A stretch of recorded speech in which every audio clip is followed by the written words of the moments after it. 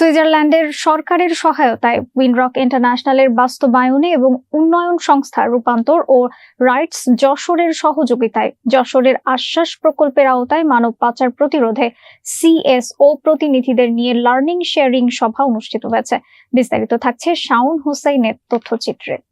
মঙ্গলবার সকালে যশোরে অনুষ্ঠিত সভায় সভাপতিত্ব করেন রূপান্তরের নির্বাহী পরিচালক স্বপন কুমার। প্রধান অতিথি ছিলেন রাইটস যশোরের নির্বাহী পরিচালক বিনয় কৃষ্ণ মল্লিক। এছাড়াও উপস্থিত ছিলেন উইন্ডরক ইন্টারন্যাশনালের প্রোগ্রাম অফিসার মাসনুন হক ও সুপ্তি দিব্রা। সভায় রূপান্তর রাইটস বাঁচতে শেখা, Jagarani Chakra foundation, justice and care, solidarity centre, এডোর Dhaka Ahsania mission, BLAST, Dhara, Joyoti society সহ 23টি বেসরকারি উন্নয়ন সংস্থার প্রতিনিধিরা অংশগ্রহণ করেন।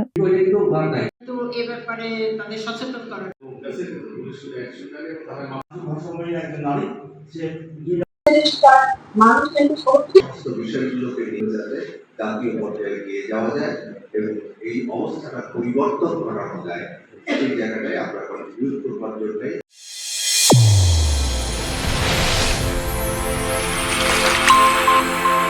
চ্যানেল A1 হৃদয়ের স্পন্দন।